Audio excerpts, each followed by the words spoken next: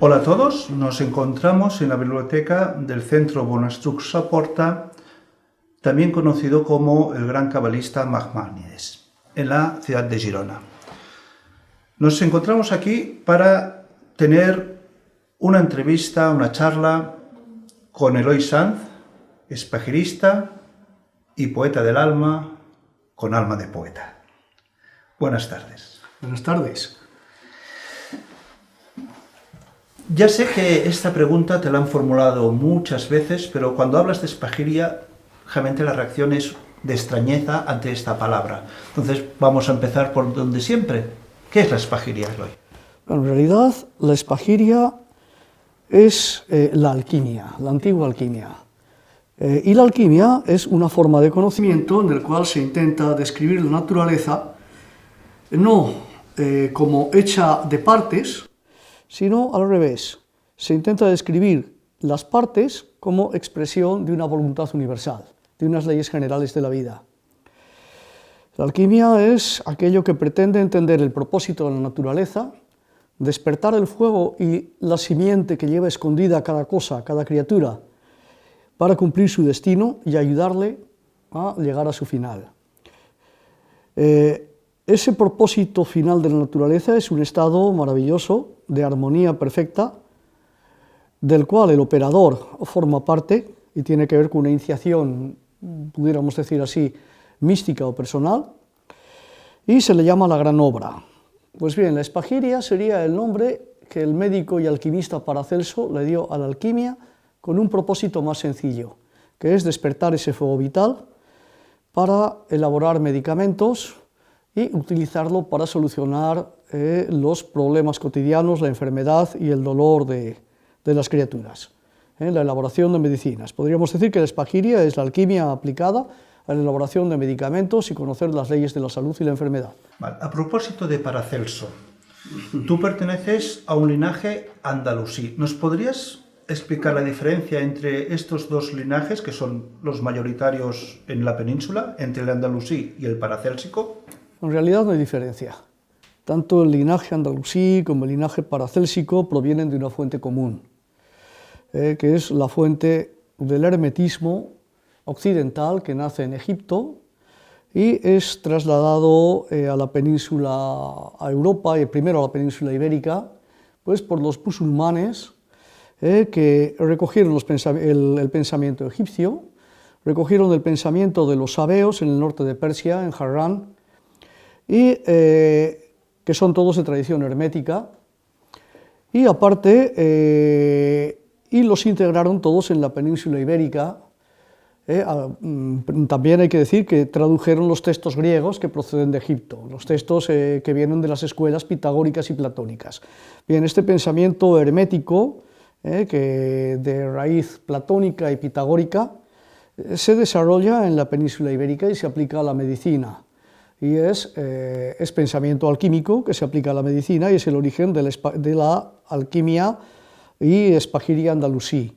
En realidad Paracelso es un hombre, un grandísimo estudioso que recoge la tradición hermética y recoge también la tradición andalusí, seguramente a partir de su relación con un sabio en Turquía, turco, que se llama un alquimista Salomón Trismosín, de orígenes o antecesores andalusíes. Entonces, en realidad, la diferencia entre la escuela paracélsica y la escuela andalusí es simplemente formal.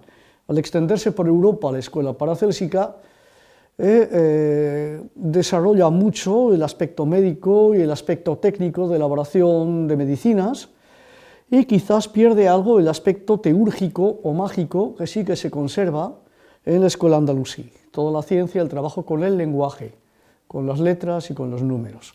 Aunque Paracelso fue un gran teurgo también. Y según tengo entendido, tú has tenido varios maestros y los has tenido de los dos linajes, tanto paracélsicos como andalusíes. ¿Nos puedes hablar de ellos? Mi primer maestro, la primera persona, yo soy un enamorado de la alquimia porque soy un enamorado de la naturaleza y del significado de la naturaleza desde que era un adolescente. A través de muchos avatares, pues conocí a un hombre, un médico, que era un espagirista de formación paracélsica, gran homeópata, de doble nacionalidad española y alemana, el doctor Les Mesthabal. Entonces, este hombre era de formación paracélsica y fue el primero que me empezó a enseñar espagiria. Y fue este hombre el que me recomendó a mi maestro, que en gloria esté, Abu Omar Yavir. Pero en realidad, insisto, que no hay diferencia entre las dos escuelas. La única diferencia que puede haber es la que da el desarrollo en ambientes culturales diferentes. De acuerdo. También muchas veces se oye hablar tanto de la alquimia como de la espagiria como ciencia hermética, cosa que a mí me sorprende, porque yo lo encuentro más cercano al arte que a la ciencia. ¿Tú estás de acuerdo con esta afirmación? Estoy de acuerdo, pero debo puntualizar una cosa. Primero, que hermético, la gente normalmente lo entiende mal. Hermético no significa cerrado. Hermético significa ciencias de Hermes. Hermes es la expresión griega del dios Tot, egipcio, es el dios del lenguaje, el dios que da nombre a las cosas. Y por lo tanto nos habla de un aspecto importante del conocimiento de la alquimia, el saber el significado de las cosas. Por lo demás, efectivamente, podemos decir que la alquimia y la espagiria son racionales, pero son metarracionales, van más allá de la razón. El significado profundo de las cosas no es irracional, pero tampoco se puede aprender solamente con la razón. Es necesario tener mente de artista y de poeta para saber realmente qué es lo que pretende la naturaleza y cómo nos enseña la naturaleza, para entender su lenguaje. Por eso los grandes alquimistas se llamaban artistas. Se dice que la gran obra no es una receta.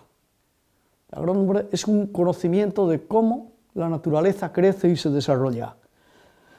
De la misma manera que un jardinero no aplica solamente recetas, un jardinero tiene que sentir la planta y tiene que ver en qué momento está, y es algo que va mucho más allá de la ciencia y de la técnica.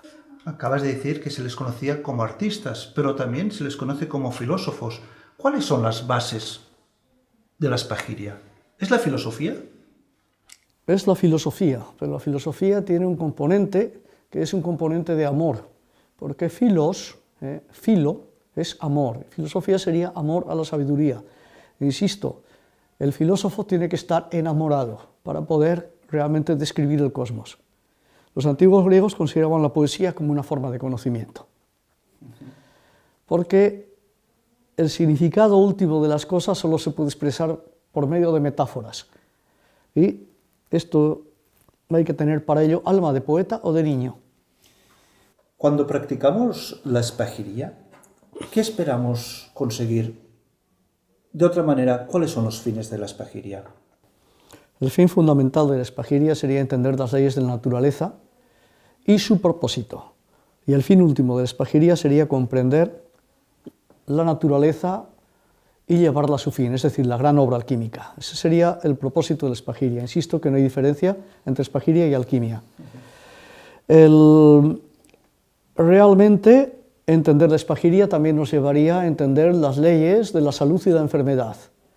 Porque al fin y al cabo, si la naturaleza hay que llevarla a un estado de perfección, es porque hay una imperfección y una cierta parte de caos que hay que purificar y que hay que separar.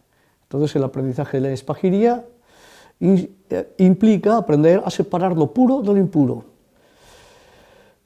El fin primero y último de la espagiria sería el conocimiento de la alquimia y la gran obra. El fin segundo, el conocimiento del arte de la sanación.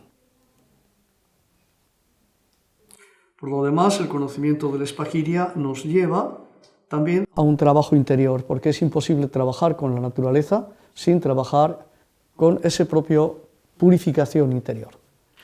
¿Puedes extenderte un poquito más en que si el trabajo espagírico representa también un trabajo personal? O sea, de otras maneras, si no yo voy transformando la materia, me transformo a mí mismo. Efectivamente, porque una de las cosas y una de las leyes herméticas es que realmente la separación entre las cosas es ilusoria. Y el alquimista y el espagirista toma conciencia totalmente de aquello que tiene en común la materia con la que está trabajando, que no es más que un espejo suyo y su propia alma. Entonces se establece un puente, se establece una conexión mágica, y trabajando con un elemento exterior estás trabajando contigo mismo. Es decir, la vía alquímica es también una vía de trabajo interior, una vía, pudiéramos decir, de éxtasis, como decía el Abu Mayavir, mi maestro.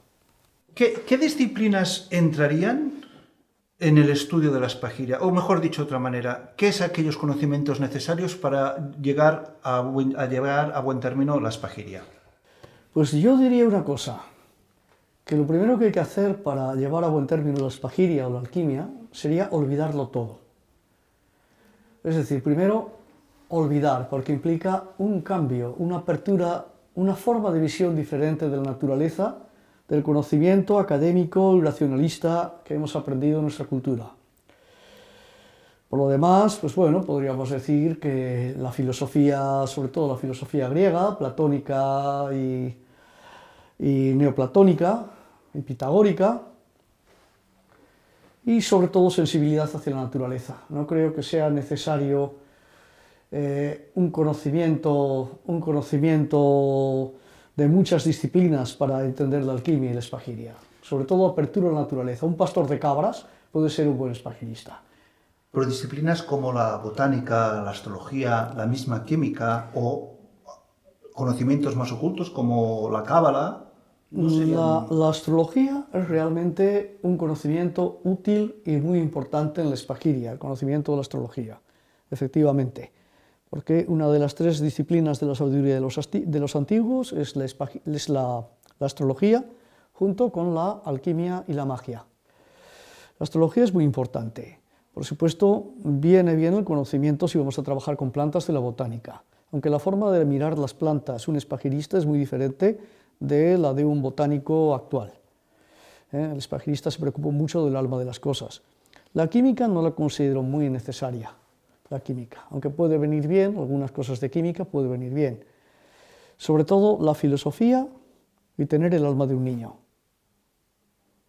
Está bien tener, y la astrología no viene nada mal para el conocimiento de la espagiria. Es más, la creo muy importante, la considero muy importante. Entonces no es necesario el estudio. Vamos a ver, he hablado de una manera ideal y filosófica. Desde luego que lo primero es tener el alma de un niño y olvidarse de lo que nos han enseñado.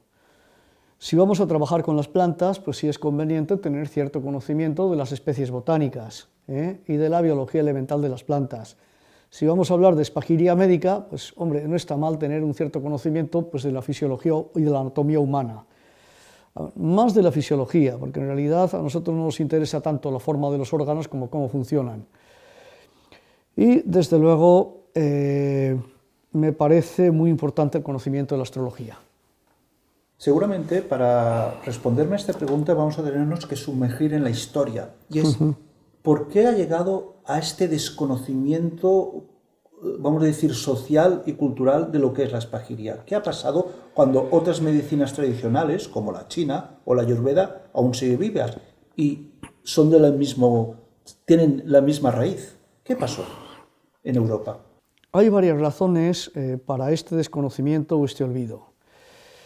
El primero es una interpretación fundamentalista pues, de la religión, que en un momento determinado pues, vio en todo lo relacionado con el pensamiento hermético reminiscencias de magia y digamos una competición o algo opuesto a las enseñanzas de la Iglesia.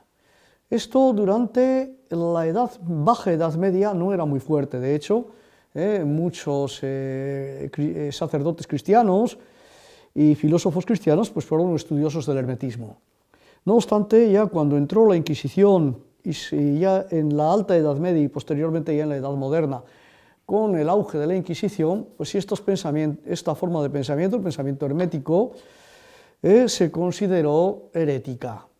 No todos, pero sí a las instancias, los grandes poderes eclesiásticos lo veían así. Sobre todo lo que tenía que ver con influencia morisca. Se consideró negativo. Entonces la alquimia pasó a ser practicada en secreto. No obstante, la espagiria en los países de influencia protestante del norte de Europa, pues sí que se extendió, pero aún así todos los pastores protestantes no veían muy bien la parte mágica de la espagiria. No obstante, allí se desarrolló más. Posteriormente lo que pasó es que la práctica dentro de la alquimia y de la espagiria, pues surgieron charlatanes, surgieron vendedores de humo, por decirlo así. Entonces esto desprestigió el pensamiento hermético. Y poco a poco fue surgiendo el pensamiento racionalista, ya en el siglo XVIII, con Descartes, y digamos, las autoridades intelectuales empezaron a considerar la espagiria y la alquimia como cosa de brujos. No obstante, siguió practicándose y siguió estudiándose y volvió a renacer, efectivamente. Volvió a renacer con otros nombres. Puedo decir que volvió a renacer a través de la homeopatía de Hahnemann, aunque ya muy desprovista del aspecto esotérico y mágico, y desde luego volvió a renacer a través de un gran sabio alemán en el siglo XX, Rudolf Steiner, y la medicina antroposófica. De alguna manera podríamos decir que la espagiria es la medicina tradicional europea. ¿Qué paralelismos hay entre esta medicina y la medicina tradicional china o la ayurveda? Y tal vez para que sea más ilustrativa la respuesta lo podríamos enfocar en los tres principios. Bien, vamos a ver. Realmente la tradición alquímica que conocemos en Occidente a través del hermetismo que procede de Egipto, en realidad es una tradición universal. Nuestro maestro, mi maestro Abu Omar Yabir, decía que la sabiduría siempre se parece a sí misma. Entonces se puede rastrear el pensamiento hermético en muchas tradiciones de la humanidad, fundamentalmente en la antigua China, a través del taoísmo y la medicina tradicional china, y en la India, en el Ayurveda.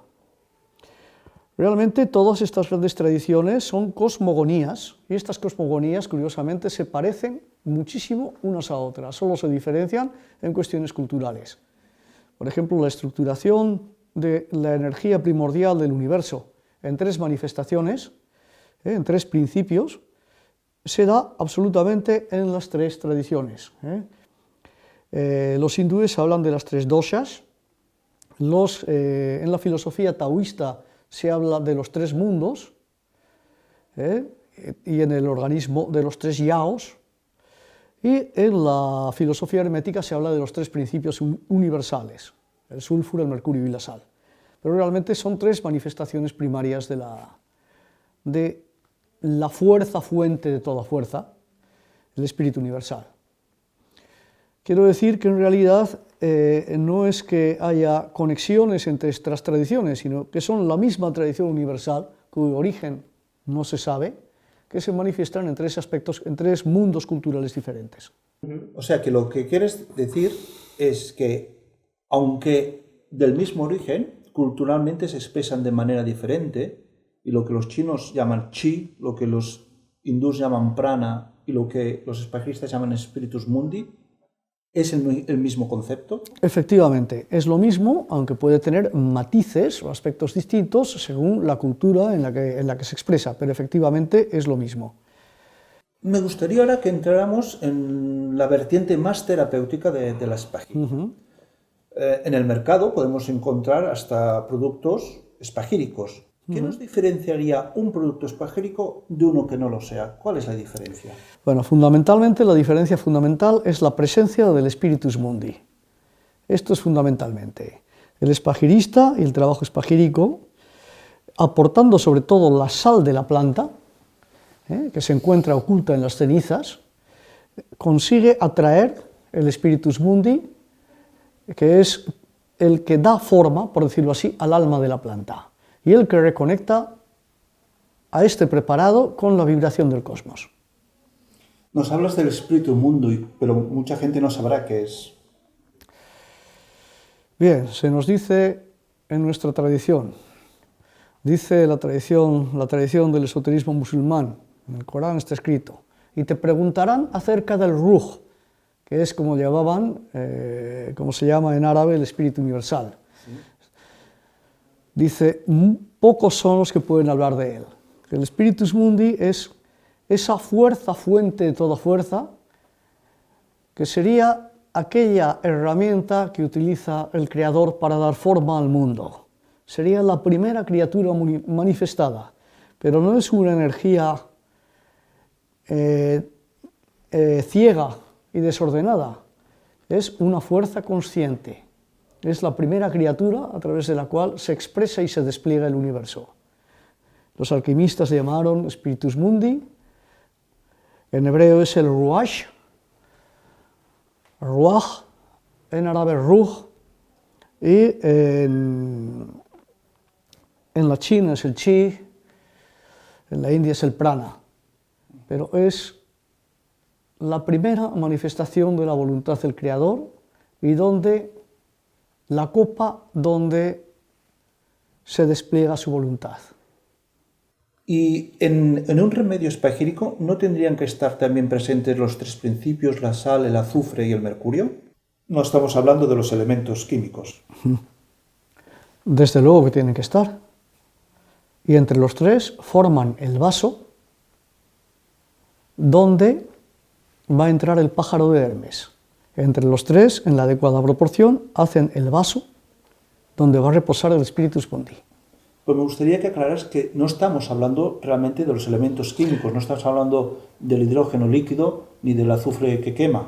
Efectivamente, no estamos hablando ni del azufre de las minas, no estamos hablando del mercurio de las minas, ni estamos hablando de la sal del mar.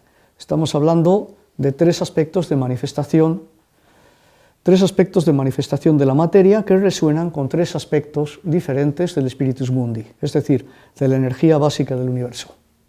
Tú como espaguerista te dedicas tanto a la docencia como a la terapéutica. ¿En qué consistiría una terapia espagírica? Bien, el espagirista primero entiende el universo como armonía de las partes.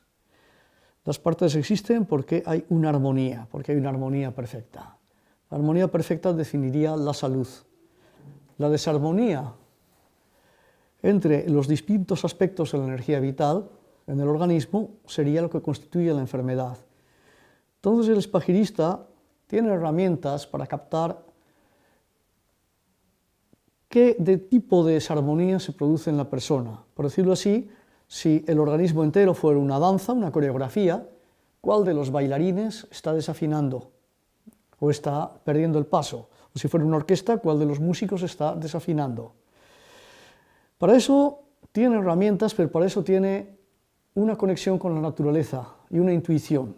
Tiene un instrumento que es ser capaz de ver aquello que está más allá de él mismo y del paciente y que sin embargo les une. El espagirista también dispone de herramientas para poner en conexión y en relación cada uno de los aspectos de la energía del paciente con los distintos aspectos de la energía del cosmos, que se manifiestan en olores, en colores, en sabores, en tipos de plantas o en tipos de minerales. El alquimista sabe leer el cosmos, entonces puede saber cuál de los elementos de la naturaleza, y cuando hablo de elementos de la naturaleza no me refiero solamente a elementos estrictamente materiales, sino también colores, olores, sonidos, palabras, resuena con los aspectos desequilibrados de la energía vital del paciente y puede devolver el equilibrio. En realidad, una terapia espagírica es una cuestión de sintonía, de resonancia con el paciente. Y tiene muchísimo de arte. Puedo decir una cosa, la consulta muchas veces ya es una herramienta terapéutica. Entonces estamos viendo que realmente la espagiria es una ciencia muy antigua. Entonces, como ciencia antigua, ¿qué puede aportar al hombre moderno? Al hombre moderno, la espagiria, como toda la ciencia de los antiguos, le puede aportar algo que está perdiendo y que es terrible que pierda, que es el significado de la naturaleza y el significado de la vida. Le puede aportar conocer el significado de las cosas y por lo tanto devolver a la vida y a la naturaleza propósito y aprender a respetarla. Esto desde el punto de vista más importante, más filosófico y principal.